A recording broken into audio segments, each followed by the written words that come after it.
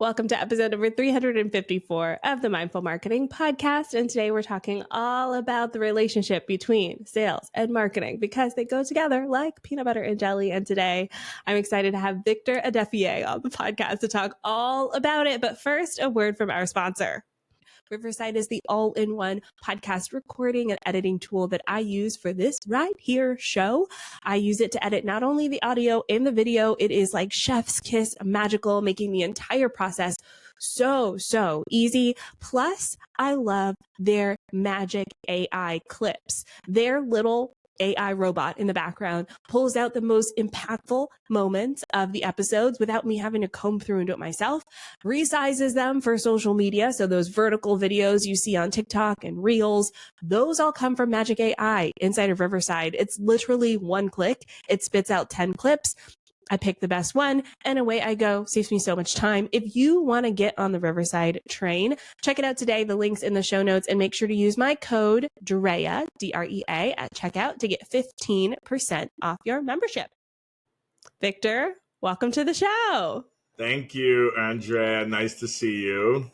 I should say welcome back because you are a returning guest and I'm excited for the conversation today because you've been doing some really interesting things with AI specifically. But before we get into all of that, tell the listeners, what is the relationship between marketing and sales? Well, in my experience, it's a contentious one. You would think that there would be greater alignment between these two areas of business that are so dependent on each other, right? Sales needs marketing to get them the leads, to figure out the right strategy, messaging, give them the assets they need to be successful. Marketing needs sales to close the leads that they drive. But all too often, there's a lot of finger pointing and blaming and misalignment between the two teams. And yeah, I mean, I think it's always a sign of a challenge for an organization when there's a lot of contention between these two sides, and unfortunately, I see it all the time. So, yeah, definitely one of friction, if you will. Yeah. In my experience, so I used to work for Marriott Hotels and I was on the marketing team. Marketing team feels like very like nerdy. We're in our offices. Sales team is always like suits, 5-star restaurants. Like it always feels like a totally different vibe too, just from the people who work in the different departments too. Has that been your experience as well? Yes, definitely. I mean, there are different types of salespeople, there are different types of marketers, but I don't think it's a coincidence that marketing as a discipline is taught at business schools while sales is less taught, right? That's changing, but historically speaking, marketing has been a foundational topic for business.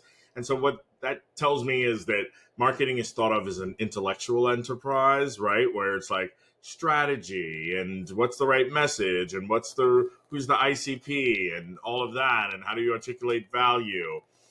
While sales is seen as execution, right? Like go out, meet the people, shake their hands, articulate that value and try to get them closed. And so I think naturally it attracts different types of personalities, those that are analytical versus those that are more like, just go out and do. And yeah, I think that is also a root of the conflict is that, the marketers, I think sometimes as a sales guy myself, I could critique both sides, but I think oftentimes salespeople feel that marketers are more kind of like ivory tower, kind of like theoretical, when they just need like practical how-to guides for, in their day-to-day work. Yeah, 100%. And I find that a lot of the people that I work with, especially the smaller businesses or maybe like the ownership of one businesses, there's just one person wearing all of the hats, tend to lean more one way or the other, but they kind of go hand in hand. Like you need the marketing message to be able to, really execute on the sales call. And you need the sales calls to then fuel the marketing. And one of the interesting things that you and I were talking about was these sales calls. So tell us what you're doing with sales calls and how that benefits marketing. Yeah. So, I mean, ever since the Chat GPT moment of a few years ago, when everyone was like, wow, these large language models are really working and they're powerful, I've been really excited about them because to me, I've been describing large language models as calculators for words, right? For the first time, we're able to analyze words and meaning at scale. And so, something that used to take a long time, i.e., even if somebody recorded a phone call and you want to listen to that call, you have to put aside almost as much time as the call itself to review it, right? You can speed it up a little bit, but you can't speed it up too much, right? Because you're going to miss some of the details, right? And so it's never actually been realistic to analyze, the large volume of text, but now with AI it is, right? And so one of the first things that I started using AI for was to analyze sales calls, and initially started with individual calls, right, to help reinforce coaching and a methodology. So for example, if a company uses, there's a common methodology called MEDPIC for enterprise sales. It stands for a lot of different things, but metrics, economic buyer, decision process, etc.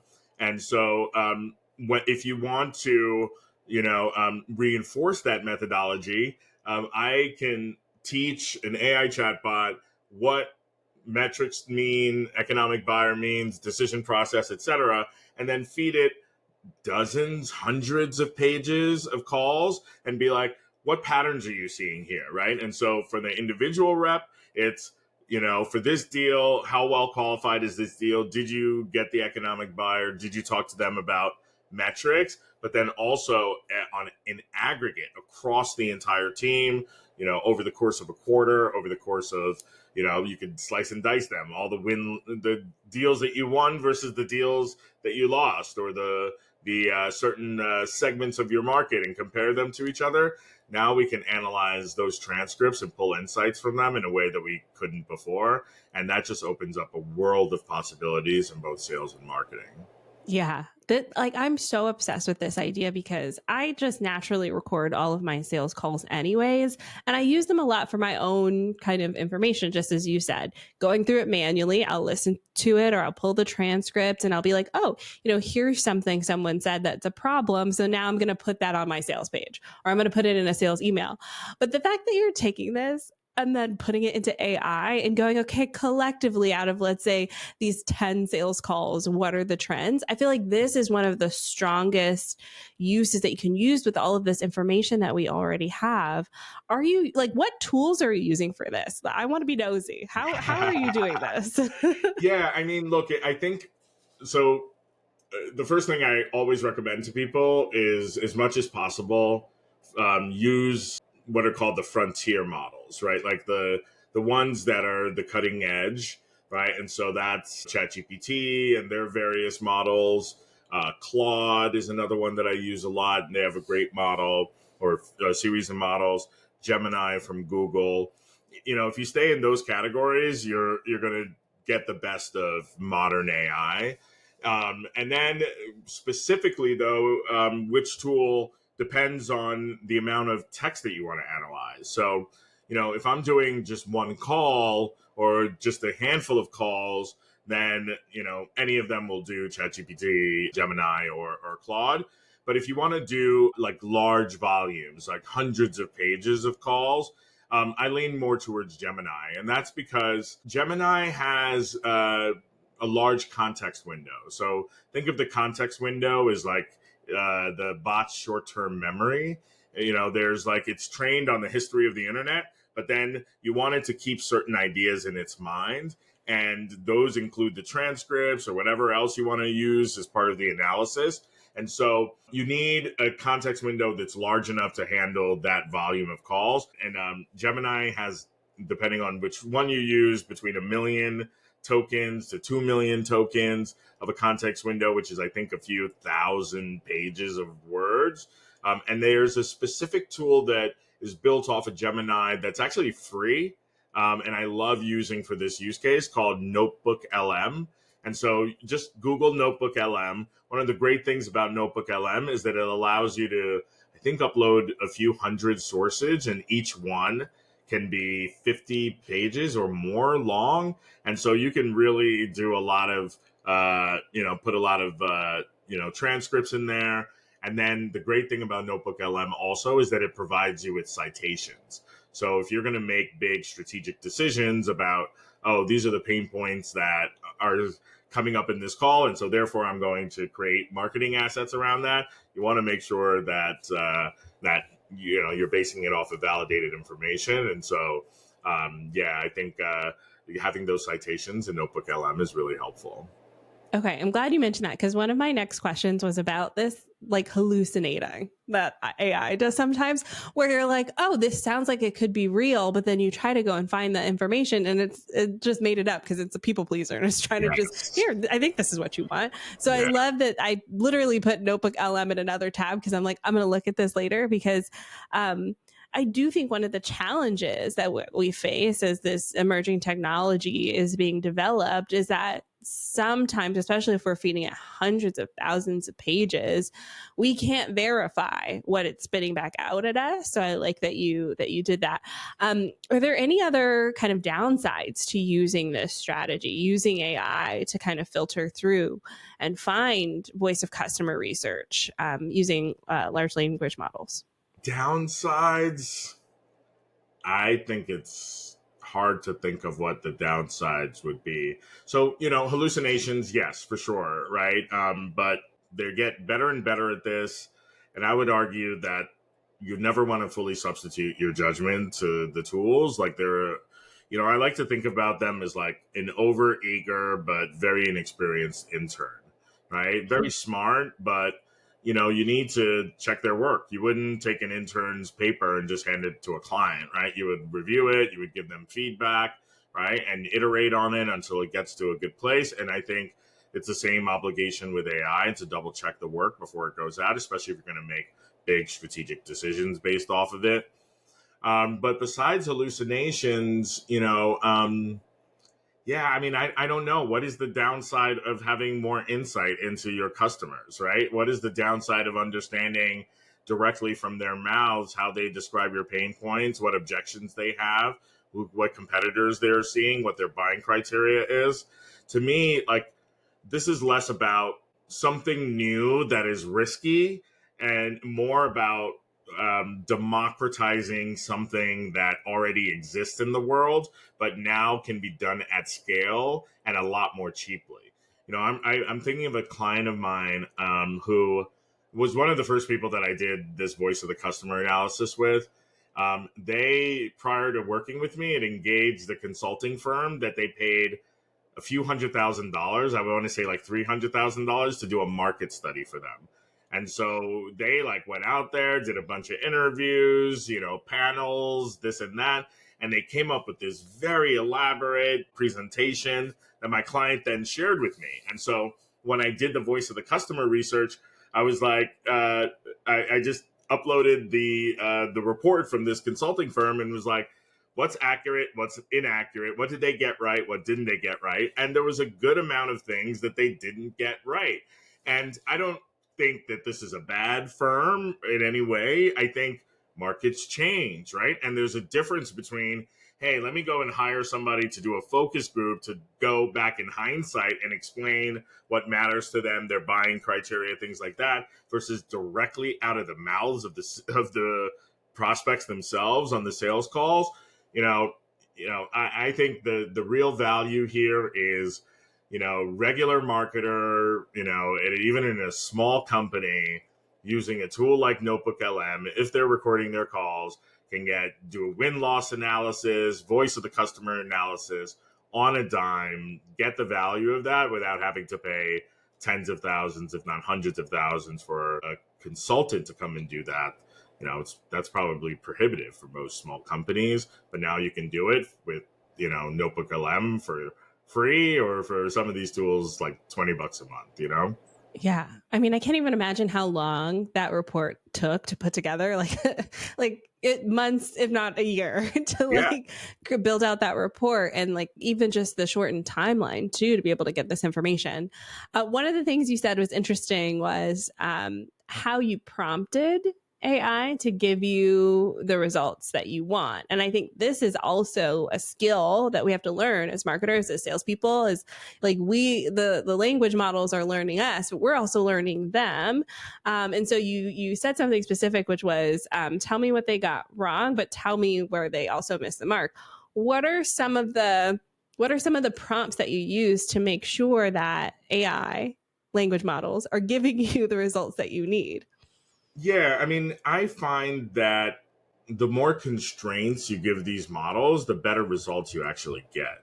So they're getting a lot better at following instructions. And so being prescriptive and saying, A, this is your objective, that's always required. If it's important to specify the steps in its reasoning, that is also really helpful. Um, Giving it the right context, right? Meaning, like, here's my buyer persona document.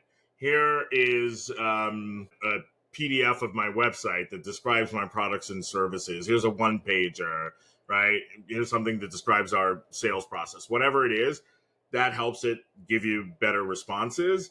And so in the prompt, telling it, like, draw on this document for that reason, draw on that document for another reason, that level of specificity helps.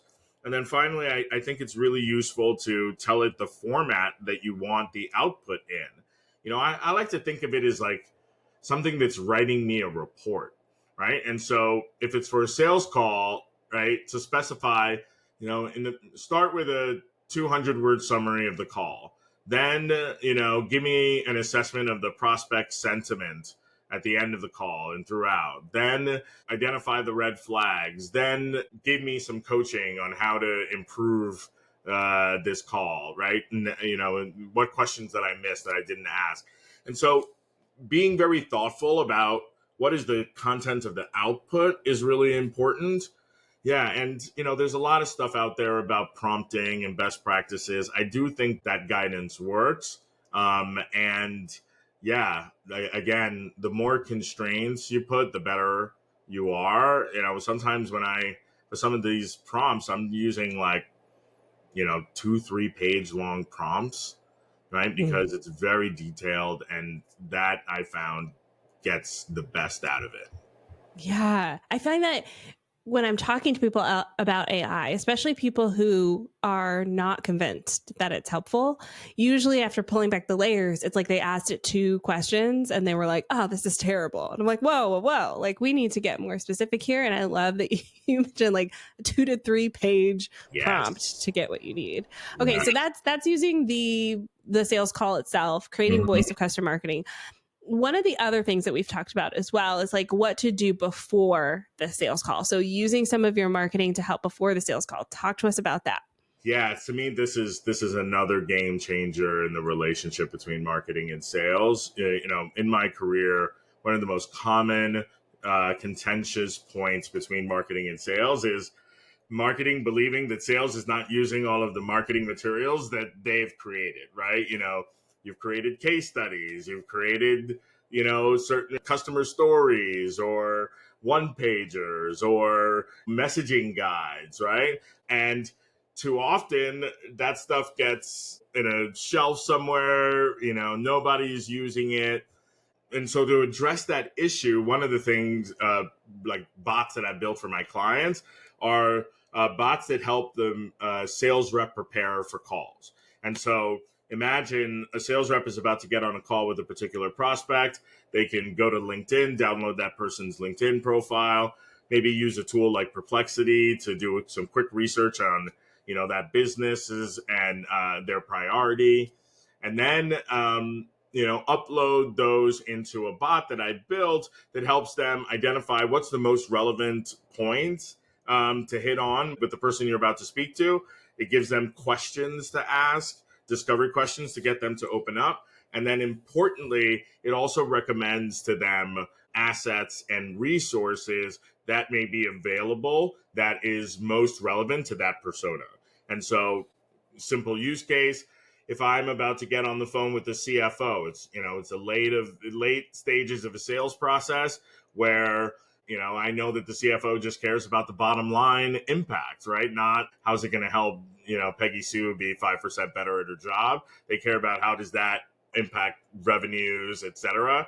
And so the talk track, the value statement has to be a little bit different. And so what if you had a case study that was focused on a CFO as a hero, right? That was able to articulate the value that CFO got, or if it's some sort of messaging guide that marketing's come up that says these are the notes to hit when you're talking to a CFO. I can then, serve that to the salesperson at the right time, right when they need it. They don't need to go searching through their materials to go and find this stuff, which they don't do anyway, right? And so, being able to give it to them at the right time makes it much more likely that they're going to use it, which makes it much more likely that they'll get the benefit of all that hard work that the marketers have put in to identify that right messaging. So yeah, that's another powerful use case that's driving a lot of value with clients. Yeah. This again feels like just like paying attention at scale, because I do find that. So anytime I'm on a call and someone notices something I like, a social media post that I posted recently or email I shared recently, I'm always like, oh, okay, they're paying attention. And so I can imagine someone coming into a call trying to pitch me on whatever, and they just know they're like hitting all the right notes, they know all the details. And if I found out that they were using AI to do this, I would be even more impressed. Because I feel like there's this, it's like you said, it's the calculator effect. I feel like there's this almost like glamorization of like not doing this, where I feel like some people are like, oh, we want it to be natural and instinct, and like this person just cares that deeply. And I also feel like there's a power in using the tools that we have available to us to like make the best impression. I don't know. What do you think about that dichotomy of like, is this cheating? No, it's definitely not cheating. First of all, I remember for that particular tool that I built, the first time I did it, it was to help BDRs, SDRs who were making cold calls to figure out what's the right message before they reach out to the person, right? And so these were folks who just graduated from college, right? They were ramping up in their new job.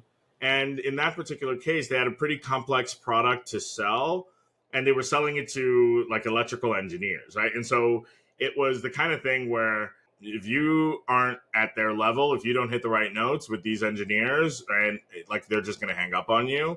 And so one of the value of that tool was to accelerate their ramp time, right? Just read the script that the bot gives you, and over time you'll be able to connect the dot between this persona and their pain points and the right value articulation. But until then, this tool is going to get you pretty far.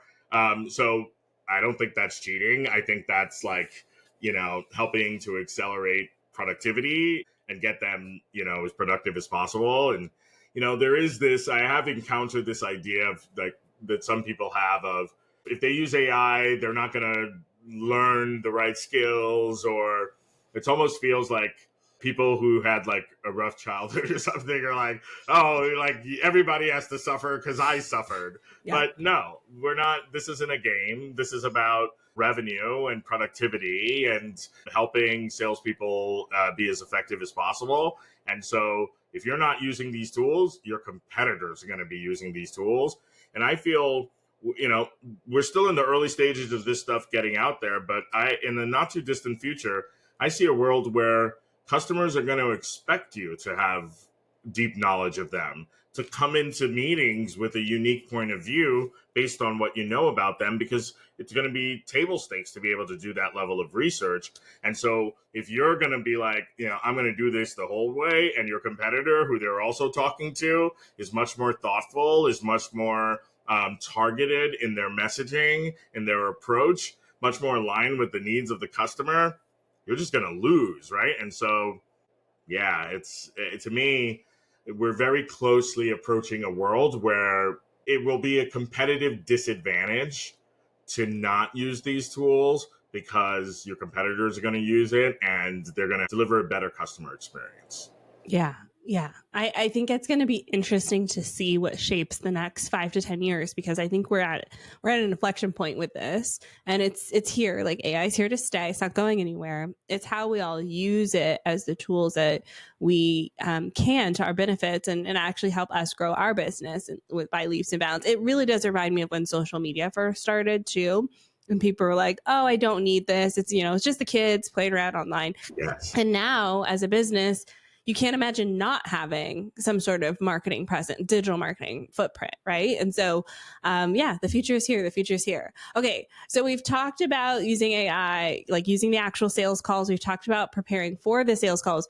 What about after the sales calls? I know you have a strategy around using AI to build like landing pages and marketing content and things like Yes. that. Tell us about. Yeah, so AI has a lot of different uses and means a lot of different things in different contexts. There are presentation tools, like I use one called Gamma that can create landing pages in an instant. And there are now these AI coding tools that actually can create much more sophisticated landing pages in an instant, well designed. And then content creation is so much easier now, right? To be able to go and do some research on a company and then, have like a piece of content that you've written before and upload both to AI and be like, can you rewrite this in a version that's going to be most appealing to this particular customer with this particular research? The combination of the research, the ability to create unique content or landing pages on demand, again, tells me that marketers, salespeople can build those assets into their, for example, account based lead generation, right? If you're going after some targeted enterprise accounts, you're trying to close 6-figure, 7-figure deals with them, they're going to expect you to really understand their business, and you're going to have to develop relationships with lots of different stakeholders. And so if we can create a landing page, for example, for lead generation that is tailored to that particular customer, why JP Morgan Chase can save $7 million by adopting this new way of doing things, right? And it'll be a personalized one. If you want to write a white paper that's just for them, that takes into account their research, right? Things that used to take weeks and a team of dedicated writers and designers. These are things that can be done instantaneously with AI. And so, yeah, that's another really powerful use case, is creating that personalized content at scale, that personalized buying experience at scale, and really making the customer feel like, you are crafting something that's unique for them, whether that's at the top of the funnel or during the sales process. For example, one of the uses of AI with clients is ROI analyses, like coming up with customized tools to do an ROI analysis that, basically the rep just has to ask a few questions, upload it, their transcripts, and then it'll put together like this customized report that looks beautiful. Right? That used to be a very expensive thing for businesses to build on their own, with software especially. But now with AI, with a lot of this AI software development tools, you can build those customized ROI calculators, et cetera, on a dime. And so again, it's what do these tools make possible today that we can insert into our existing processes, or do things that we wish we could have done in the past, but were prohibited by time, by effort, by resources. Now we can do those things on demand at scale in a much more custom way. And sales, marketing, we are in a world where our initiatives should produce revenue, right? We can directly connect what we do to revenue. And so if you have a broken process, if you're unsatisfied with your conversion rates on this or that, I bet you personalization can help a little bit more. And so we can measure what's the baseline of, engagement, qualified opportunities, whatever it is.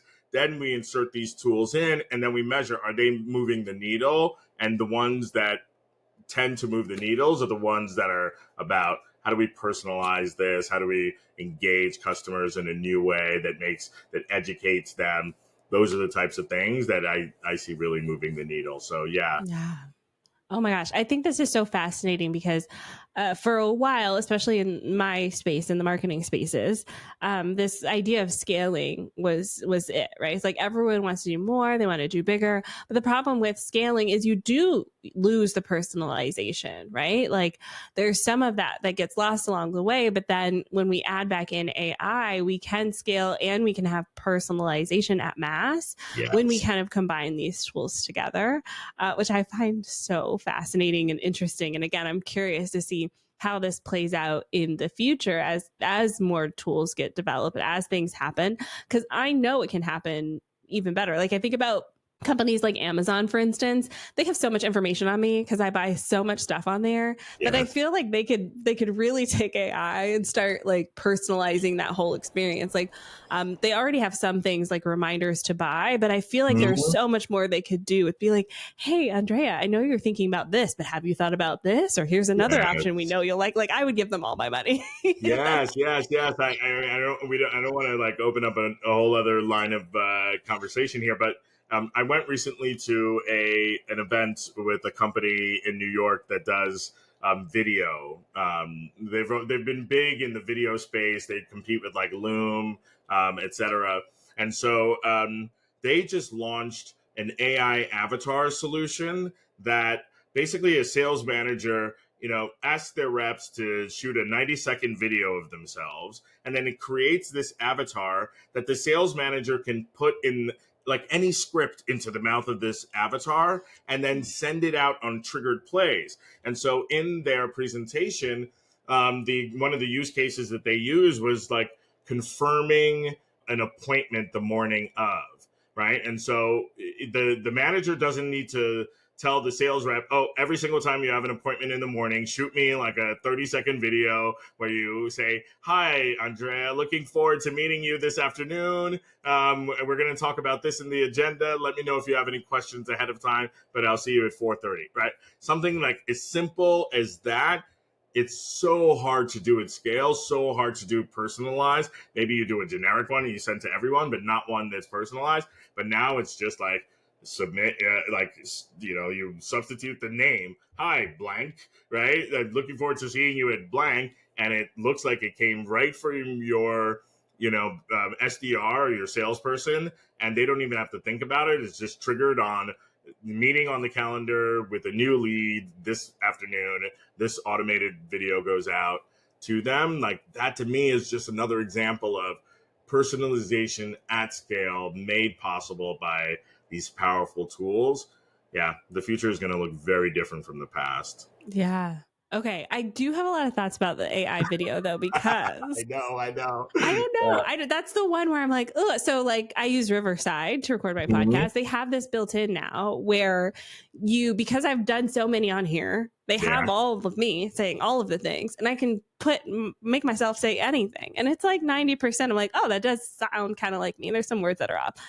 I don't know how I feel about it though. I feel like there's this trust issue too with the AI avatar. I feel like we'd have to be very transparent, and I feel like this is where we're still figuring it out as like the humans behind the machines on how transparent can we be with this process. Like, hey, this is Andrea's avatar, or this is the clone. I don't know. Anyways, Yeah. that is a whole other I mean, question. I think it depends on the use case, right? So, like, if it's top of the funnel, prospecting at scale, if it's this kind of meeting confirmation use case, these are low stakes kind of things that, even if they're not perfect, like you're reaching out to a lot of people, you're going to have a really low response rate anyway. So, it's about how do we optimize that response rate.